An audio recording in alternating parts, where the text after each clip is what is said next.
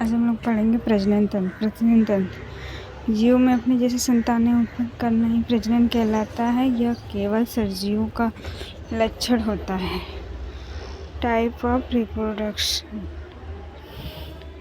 Reproduction दो प्रकार से होता है। एक होता है एक्सुलरी रिप्रोडक्शन, दूसरा होता है सेक्सुअली।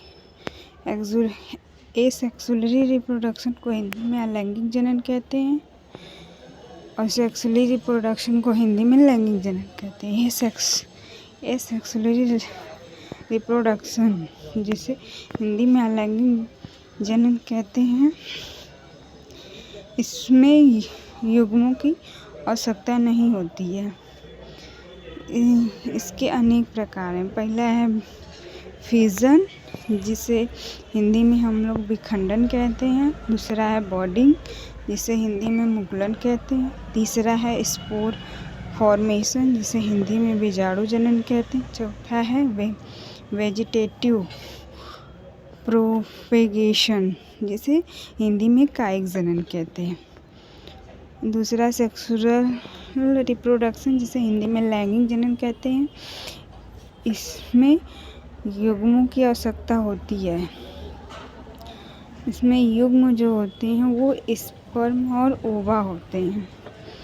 ये युग्म एसेक्सुलर रिप्रोडक्शन भी दो प्रकार का होता है। पहला होता है यूनिसेक्सुलर और दूसरा होता है बाइसेक्सुलर।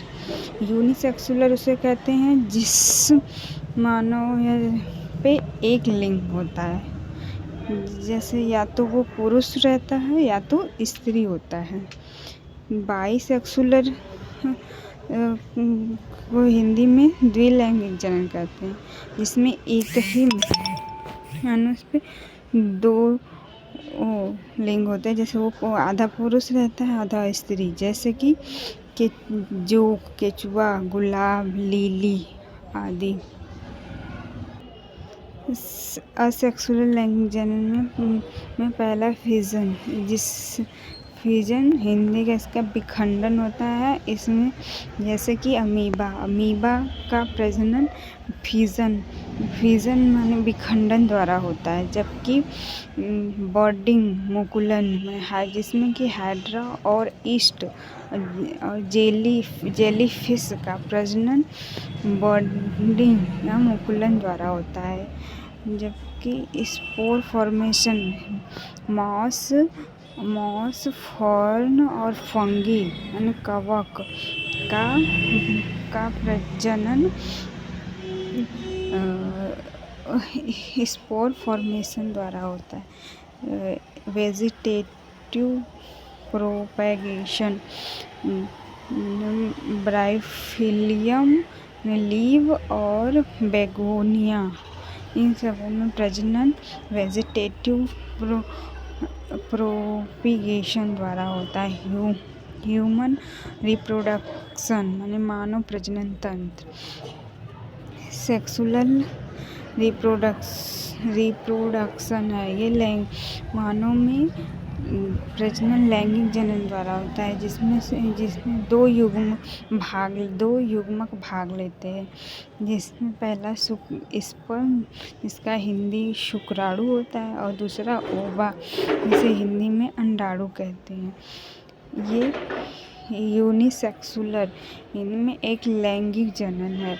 इनमें भ्रूणों का निर्माण होता है और मानव प्रजनन तंत्र में आंतरिक निषेचन होता है।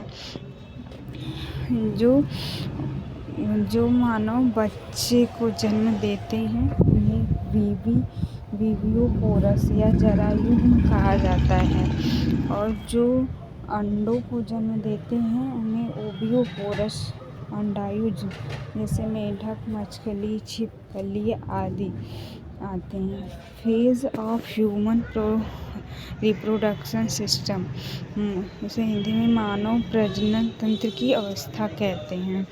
इसे जीमैटोजेनिस युग्मजनक युग्मों का निर्माण स्पर्म और ओवा के द्वारा होता है।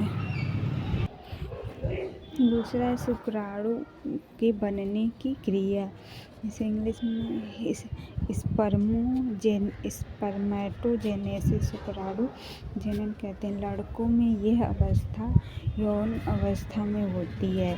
ये 11 से 14 वर्ष की आयु के बीच शुरू होती है। महिलाओं में अंडाणु जनन ओगेनोसिस 10 से 12 वर्ष की आयु में लड़कियों में होता है। स्टॉप बंद 50 साल के एज में होता है। इंसेमिनेशन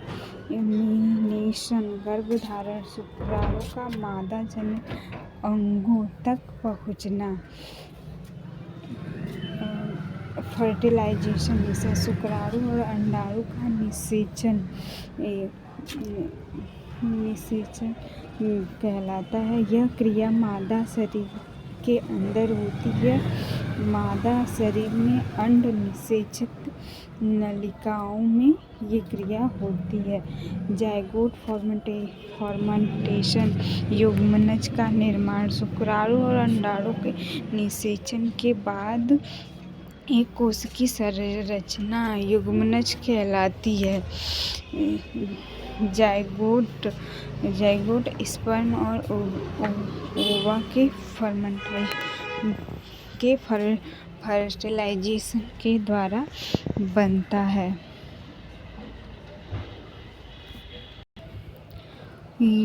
जाइगोट शुक्राणु और अंडाणु जब निषेचित होते हैं तो बनने वाली पहली कोशिका जाइगोट कहलाती है। कुल गुणसूत्रों की संख्या 46 होती है, जिसमें से 23 माता द्वारा और 23 गुणसूत्र पिता द्वारा प्राप्त होते हैं। जाइगोट एक सिंगल सेल, इसे हिंदी एक कोशिका है। इसका डिवीज़न जाइगोट से रूला, फिर इसके बाद ब्लास्टूला, फिर इसके बाद गैस्ट्रूला, फिर इसके बाद बेबी में होता है। मेल रिप्रोडक्शन पार्ट टेस्टिस वृषण स्पर्म फॉर्मेशन शुक्राणु का निर्माण। वृषण में शुक्राणु का निर्माण होता है और इसको स्पर्मेटोजेनिस शुक्राणु जनन कहते हैं। टेस्ट पेल्विक रीजन यानी टेस्टिस जो होते हैं ये पेल्विक रीजन यानी दोनों टांगों के बीच स्थित होता है। टेस्ट वृषण कोण यानी ये सेक्रोटल सेक में सुरक्षित रहते हैं। ये दो कोशिकाओं के बीच में स्थित होता है। ये शरीर के बाहर होते हैं। ये क्योंकि शुक्राणु का निर्माण के लिए कम तापमान चाहिए होता है। सेल माने कोशिकाएं, इनका निर्माण 3 कोशिकाओं से होता है। जर्म कोशिका, सर्टोलिक कोशिका और लैंडिक कोशिका।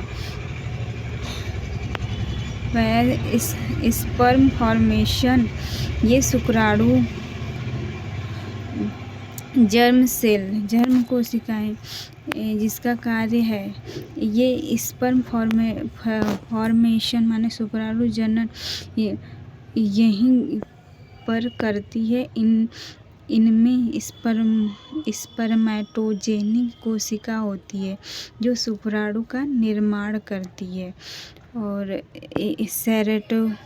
सर्टोलिक सेल जिसका हिंदी भी सर्टोलिक कोशिका है, ये शुक्राणु को पोषण प्रदान करती है। और लैंडिंग कोशिकाएं ये टेस्टोस्टेरोन हार्मोन्स का निर्माण करती है। इसका हिंदी वृषण की आकृति अंडाकार होती है।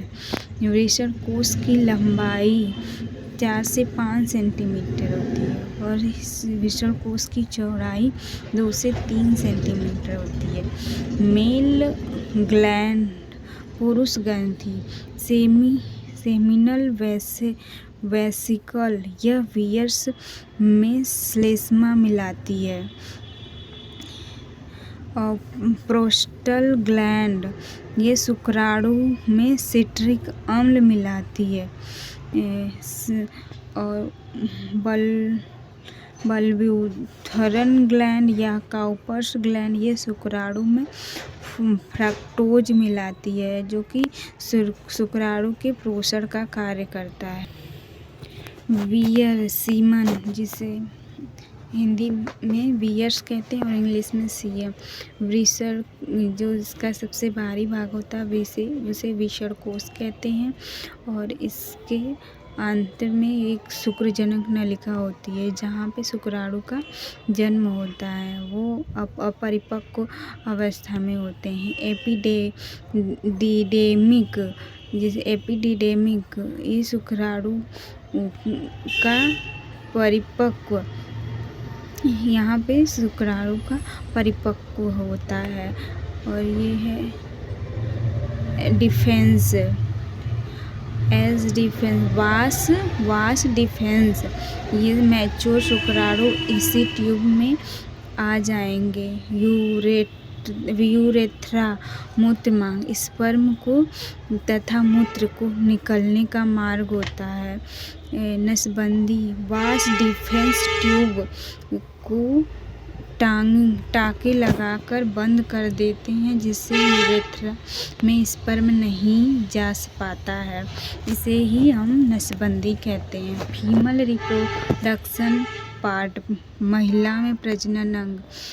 ओवरीज, अंडाशय, ओवरीज, ये महिलाओं में भी ओवरी 2 होती हैं।